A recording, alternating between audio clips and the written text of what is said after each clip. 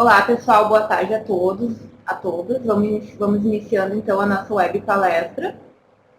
Vocês estão ouvindo bem? O áudio está bom? Sim, ótimo. Então, meu nome é Lívia, eu sou enfermeira, especialista em saúde da família e comunidade. Hoje nós vamos conversar um pouco sobre a consulta de enfermagem para pacientes com doenças crônicas, hipertensão arterial sistêmica e diabetes mellitus. O material que eu vou apresentar foi produzido por mim e também pela minha colega Laura, também enfermeira, teleconsultora do Telesaúde. Então, por que é importante falar de doenças crônicas? As doenças crônicas são responsáveis pela maior carga de morbidade e mortalidade no mundo. No Brasil, as doenças crônicas responderam por 74% das mortes ocorridas em 2010. São também a primeira causa de mortalidade e de hospitalização no SUS, no Sistema Único de Saúde. São condições possíveis de serem diagnosticadas e acompanhadas na atenção básica e são também um grande desafio para as equipes de atenção básica. Quais são as características das doenças crônicas? Daí vou agora se aproximando cada vez mais da hipertensão e também da diabetes, tá? Elas estão relacionadas a causas múltiplas. O início geralmente é gradual, o prognóstico é incerto, são possíveis de agudizações durante o acompanhamento, como pico hipertensivo, hipoglicemia, hiperglicemia, podem levar a incapacidades, como amputações, no caso da diabetes, acidente vascular encefálico, no caso da hipertensão, que pode nos deixar com sequelas. Estão associadas a mudanças de estilo de vida, atividade física, controle do peso, bons hábitos de alimentação e também tem um processo de cuidado longo e contínuo. Conforme estudo da Vigitel de 2013, 21,5% dos homens e 23,6% das mulheres referiram ter hipertensão arterial. Já referente a diabetes, 6,5% dos homens e 7,2% das mulheres referiram ter diabetes mellitus. Nesse gráfico também eles trazem os dados referentes à dislipidemia, como a gente pode ver ali, Então, homens 17,2% referiram ter dislipidemia e 22,5% das mulheres referiram ter. Vamos passar o slide aqui. Então, a hipertensão arterial sistêmica. Nós podemos caracterizar a hipertensão como uma condição clínica multifatorial, que se caracteriza por níveis sustentados de pressão maior ou igual a 140/90. Está associado também com alterações em órgãos como coração, encéfalo, rins e vasos sanguíneos, e também com aumento de risco de eventos cardiovasculares. Por conta disso, a hipertensão contribui para o desenvolvimento de muitas outras doenças crônicas não transmissíveis, se tornando uma das causas de maior redução da expectativa e da qualidade de vida das pessoas. Além disso, a mortalidade por doenças cardiovasculares aumenta progressivamente, com a elevação da PA a partir de 115/75. Então, a partir de 115/75, a gente já tem uma redução da expectativa de vida das pessoas e uma elevação de riscos de acidentes, relacionados à hipertensão. É responsável também por 2/3 dos AVEs e metade dos infartos do miocárdio. Já a diabetes mellitus se caracteriza por níveis elevados de glicose sanguínea maior que 126 miligramas por decilitro. Está associada a problemas cardiovasculares, retinopatia, nefropatia e neuropatia diabética e é responsável por 40% a 70% das amputações não traumáticas devido a úlceras diabéticas. A gente vai conversar um pouco sobre os cuidados com os pés, com os membros inferiores, para tentar reduzir um pouco essa questão do número elevado de amputações referente às diabetes. O que agora se aproximando um pouco mais da consulta de enfermagem, Em relação à legislação, sobre a consulta de enfermagem. O Conselho Federal de Enfermagem, já em 93, ele lançou a Resolução 159, que diz o seguinte: dispõe sobre a consulta de enfermagem e no seu primeiro artigo fala o seguinte: deve ser realizada de modo deliberado, sistemático, em todos os ambientes públicos ou privados em que ocorre o cuidado profissional de enfermagem.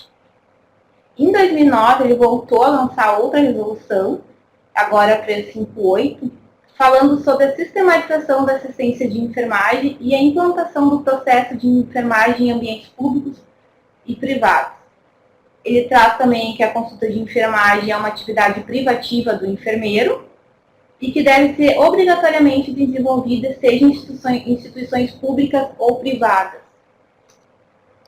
Então, lembrando o SAI, a gente tem falado muito sobre a sistematização da assistência de enfermagem, os conselhos também sugerem que a gente implante nas nossas unidades de saúde. Lembrando que a organização dos cuidados de enfermagem podem ser desenvolvidos conforme o SAI e também conforme o processo de enfermagem, como mencionado pelo Conselho Federal, que diz o seguinte: o processo de enfermagem deve ser realizado de modo deliberado e sistemático em todos os ambientes públicos ou privados em que ocorre o cuidado profissional de enfermagem. Por exemplo, unidades básicas de saúde, estratégias de saúde da família, pronto atendimento. Então, todos os ambientes que a gente tem o cuidado de enfermagem, o Conselho nos diz que a gente deve sim implementar o SAI e também o processo de enfermagem, que são ações diferentes dentro dos cuidados de enfermagem. O processo de enfermagem, ele vem junto com a sistematização da assistência. Tá? As etapas, então, do processo de enfermagem me diz como que eu vou organizar os meus cuidados conforme esse processo. Então, quais são essas etapas? Primeira etapa, investigação, coleta de dados e histórico de enfermagem. Segunda etapa, diagnóstico de enfermagem. Terceira etapa, planejamento de enfermagem. Quarta etapa, implementação. E quinta etapa, avaliação. Nessa web palestra, nós não vamos nos deter muito no SAI e nem no processo de enfermagem em si. Mas é importante lembrar que é uma das formas sistematizadas de organização do cuidado, também muito mencionada pelos conselhos de enfermagem. Vou passar aqui o slide. Então, a partir desse slide agora, nós começamos a falar da consulta de enfermagem voltada para os pacientes com doenças crônicas, tanto hipertensão quanto diabetes. E aí, a partir do momento em que o paciente está com a sua doença controlada, com a sua hipertensão, com a sua diabetes controlada, está bem aderido às medicações, está fazendo os cuidados que foi orientado durante as consultas, alguns protocolos nos dizem que ele não precisa consultar com muita frequência. E que esse acompanhamento pode ser realizado conforme o risco de evento cardiovascular desse paciente. Como que eu vou saber esse risco? É preciso calcular o risco. Uma das boas formas, uma das mais utilizadas, é o score de Framingham, como a gente está vendo aqui nesse slide, que nos diz isso, nos diz qual o risco de evento cardiovascular de cada paciente. Então, para calcular o que a gente vai precisar, a idade do paciente, se ele tem diabetes, sim ou não, se ele é tabagista, o colesterol, o LDL, a pressão arterial naquele momento, então vou verificar a pressão do paciente e aí conforme o valor eu pontuo para mais ou para menos, pensando na classificação do risco, e o colesterol, mas agora o HDL. Então são esses os itens que eu preciso para chegar no risco cardiovascular do meu paciente. Por que é importante estratificar? Porque além de facilitar a organização da periodicidade das consultas dentro das unidades de saúde, a gente precisa lembrar que as pessoas têm diferentes necessidades. Tá? A gente vai falar muito disso durante a web palestra. E que essas necessidades vão variar conforme o risco. Essa pessoa tem algum evento cardiovascular em 10 anos, que é isso que o score de Framingham nos traz. Vamos dar um exemplo, então. Hipertensos com baixo e médio risco cardiovascular. Eles vão se beneficiar muito mais de ações de promoção, prevenção e autocuidado apoiado do que aquele hipertenso com alto risco cardiovascular, que vai necessitar mais de cuidados clínicos e apoio para adesão ao tratamento. É importante conhecer o risco de cada usuário, isso vai nos ajudar a adequar as ações, tanto individuais como coletivas, tá?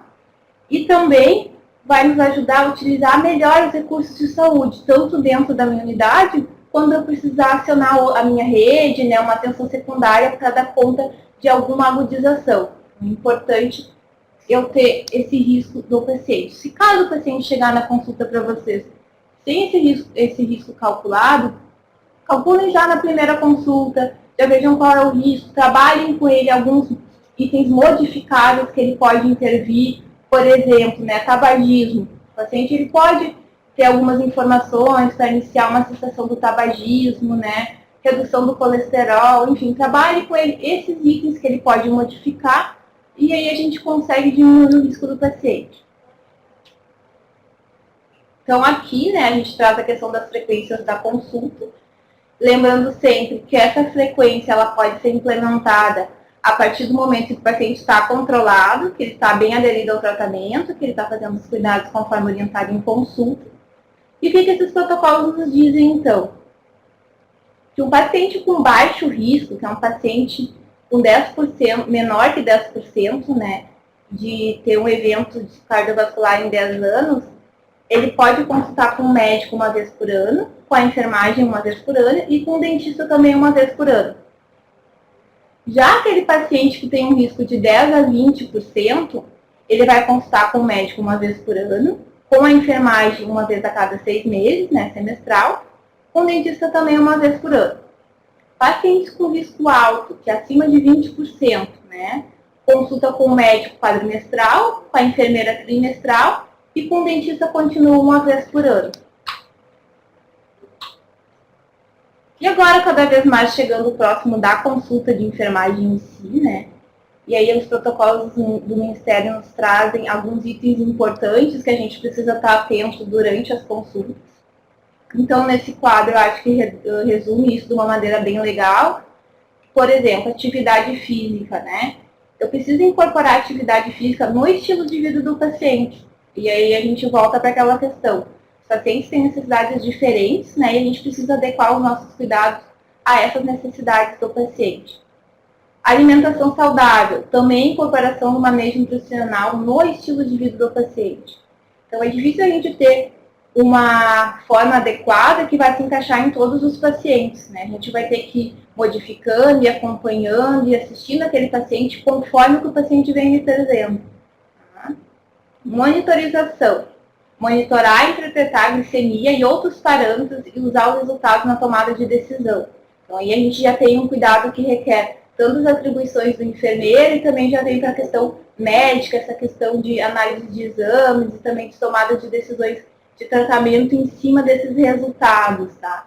Lembrando que nós temos realidades diferentes em cada município, então tem municípios que têm protocolos de enfermagem municipal que autoriza, assim, né, alguns tratamentos, algumas prescrições, então isso também vai se adequar a cada realidade aí no seu município.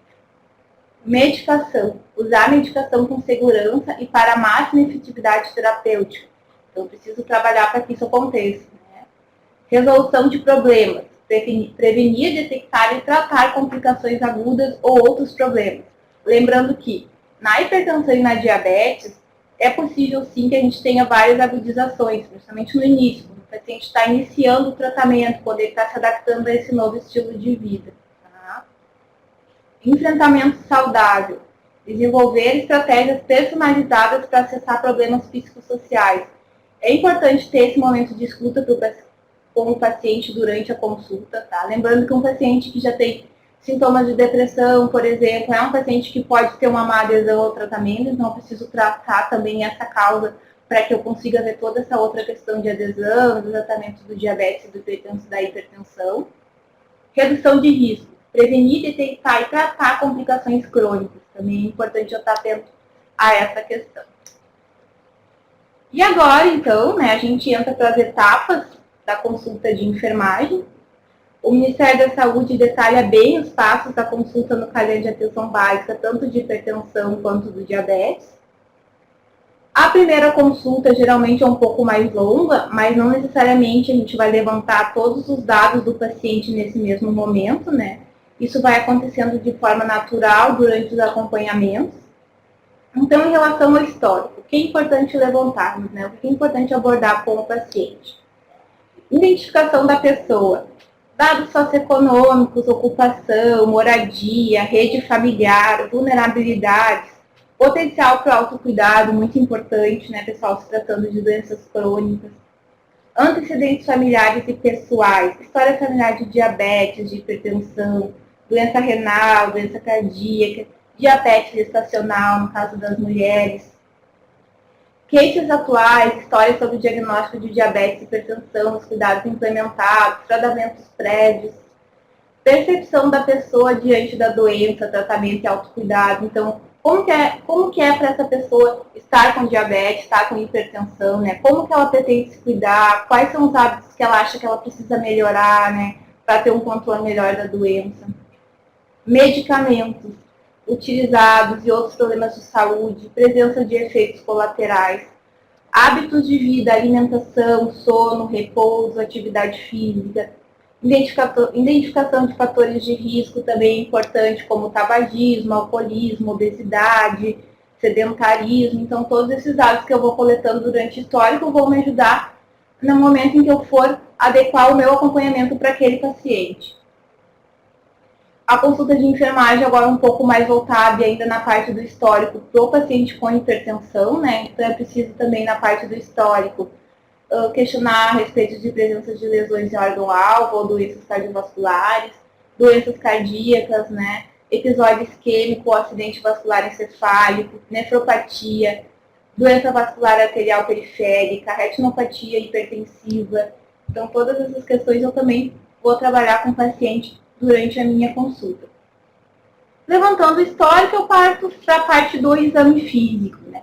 O exame físico, ele também, né, se a gente olhar os cadernos do Ministério, ele traz vários itens do exame físico. Porém, tem alguns dados, sim, que são básicos e que a gente precisa estar atento, que a gente não pode deixar de fazer, tá? Então, esses que eu acabo resumindo um pouco mais para a gente gravar bem e ver a importância deles. Então, altura, peso, circunferência abdominal e IMC. É importante verificar. É a partir desses dados que a gente vai direcionar as ações e orientações nutricionais para cada paciente. Tá? Pressão arterial também, muito importante verificar durante a consulta como é que está o nível de pressão desse paciente.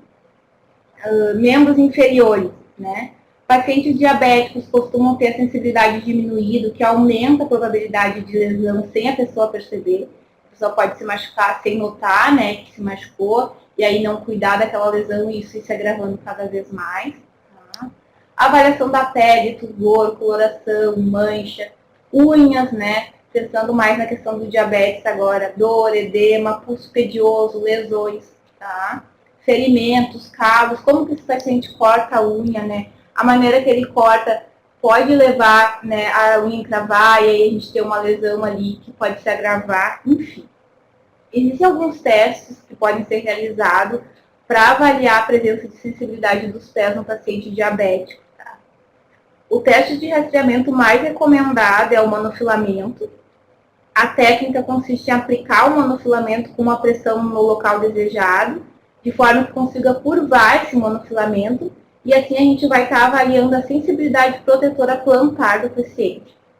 É importante que durante o exame o paciente esteja com os olhos fechados, tá? Para que a resposta relacionada à sensibilidade seja muito mais a questão de como ele sentiu esse monofilamento tocando a pele do que da questão visual. Então, é importante que o paciente esteja com os olhos fechados. É importante ter alguns cuidados com esse monofilamento, tá? Para a gente garantir a precisão do teste.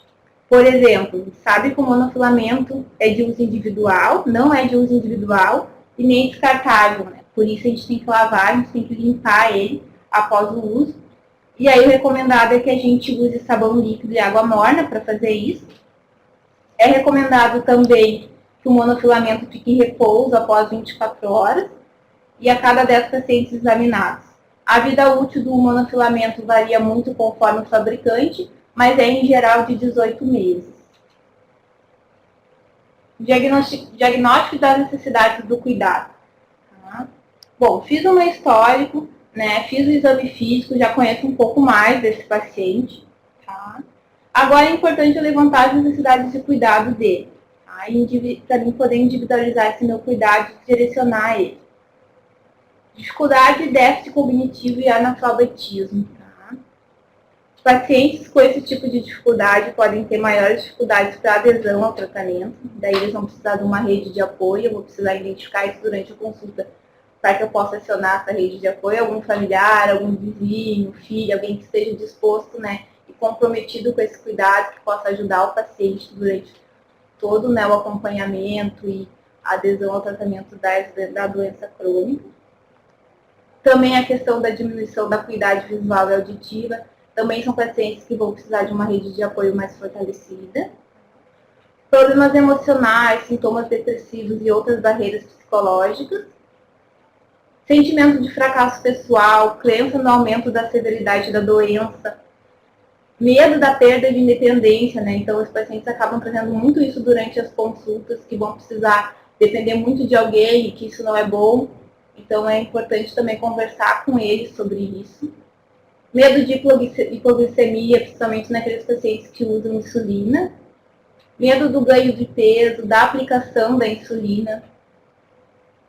É preciso também rever com o paciente, né? Como que ele está se auto-aplicando a insulina, né? Se ele não está fazendo isso, quem faz? Tá? Por que ele não auto-aplica? Se ele está apresentando alguma complicação, então preciso palpar a pele, ver onde o paciente está aplicando.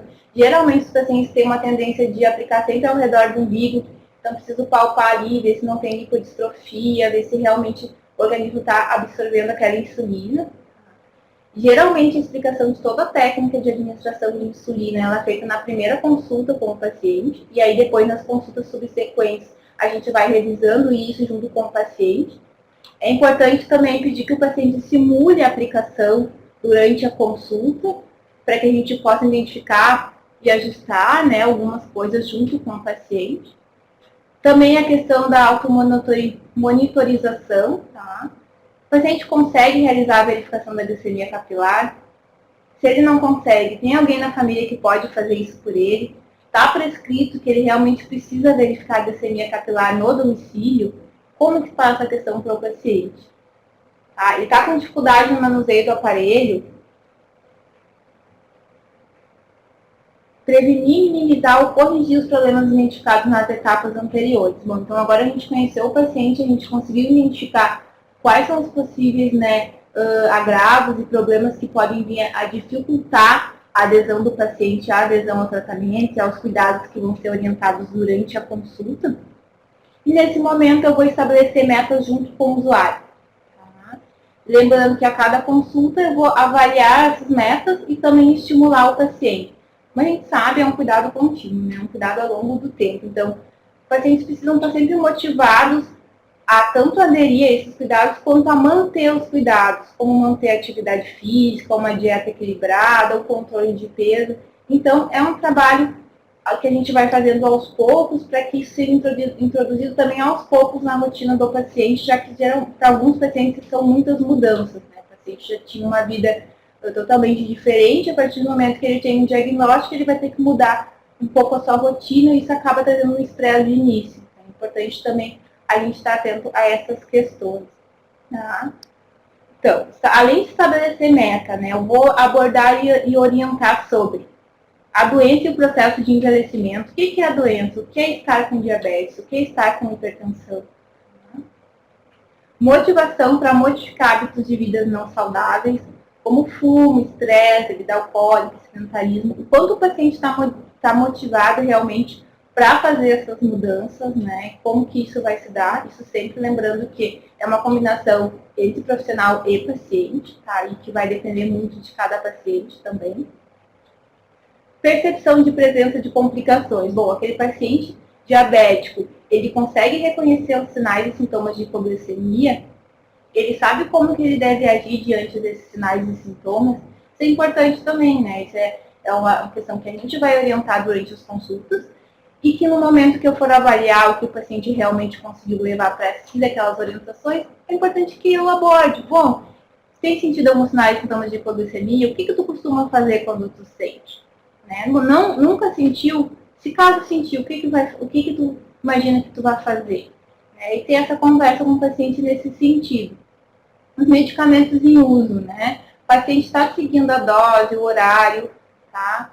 Ele está sentindo que os medicamentos, né, a insulina, estão fazendo o efeito desejado, ele está tendo algum efeito colateral em relação à medicação, como é que está essa questão?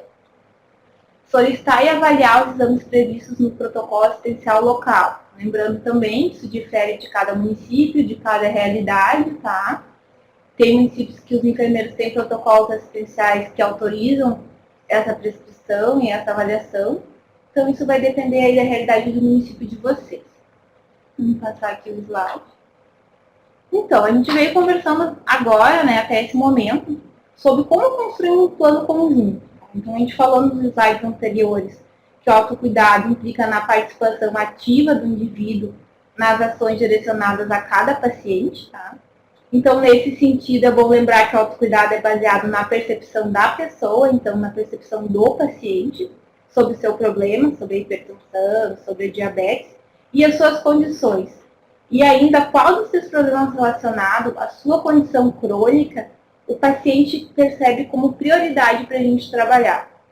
Bom, o paciente me disse que é sedentário e gostaria de modificar isso. Então, vamos começar por aí, né? Vamos conversar como que ele pode fazer isso, vamos começar devagarinho, enfim.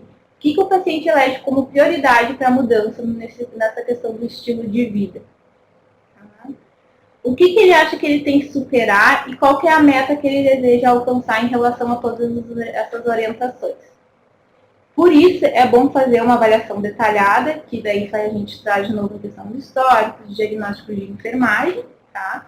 Para a gente conseguir adequar essas ações e também priorizar junto com a pessoa. Isso é importante, tá? A gente tem dados que dizem o seguinte, que quando o plano é construído em conjunto entre profissional e paciente, são maiores as chances do paciente aderir a esse plano. Então, é isso que a gente quer. A gente quer que o paciente tenha uma boa adesão às orientações que a gente está passando durante a consulta, tenha uma boa adesão ao tratamento e que a gente consiga controlar a doença para a gente não ter muitas agudizações, né, muitos riscos futuros. E para chegar nisso, a gente precisa construir um plano de cuidados que vai ser individualizado para cada paciente. Os estudos nos dizem que a melhor forma de produzir esse plano é junto com o paciente, porque tem maiores chances do paciente aderir e continuar esses cuidados, tá? Também é bem importante. Aqui, então, nesse slide, a gente traz um exemplo da construção de plano de cuidados, né, conjunto. Tá? O que me diz aqui? Problema. Pessoa, tá? Ela me diz que o problema dela é ter diabetes descontrolado, que ela está obesa e incomodada com a doença. Quais são as percepções do profissional de saúde em relação a isso, né? O paciente, então, tem um diabetes não controlado, está sobrepeso, está frustrado com a condição de doença. Tá? Vocês viram que aqui isso se assemelha bastante. Prioridade. Para o paciente, diminuir o peso. Para o profissional, é compreender sobre a frustração desse paciente e também diminuir o peso. Objetivo. Para o paciente, é fazer exercício. Para o profissional, é avaliar a motivação para o exercício físico, quanto ele realmente está motivado para introduzir isso na sua rotina diária. Meta. Caminhar 3 vezes por semana depois do trabalho, né? É uma meta que o próprio paciente se coloca. O profissional de saúde diz que realizar 20 minutos de exercício físico 3 vezes por semana para iniciar. Papéis, né? O paciente ele diz que ele tem que caminhar e se esforçar para isso, que ele precisa sim introduzir atividade física na rotina dele.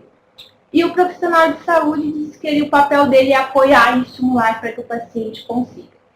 Esse é um plano junto, né, que foi construído em conjunto entre o profissional e o paciente. E aí nas avaliações, nas próximas consultas, a gente vai avaliando e vendo o que modifica, o que se mantém, como é que está, o quanto o paciente conseguiu aderir a todas essas metas. Pessoal, então agora a gente está chegando ao final da nossa web palestra. Aqui estão as referências que foram utilizadas para construir o material que a gente viu agora. E eu estou aberta para a gente conversar, discutir, se vocês quiserem fazer perguntas também, fiquem bem à vontade, tá?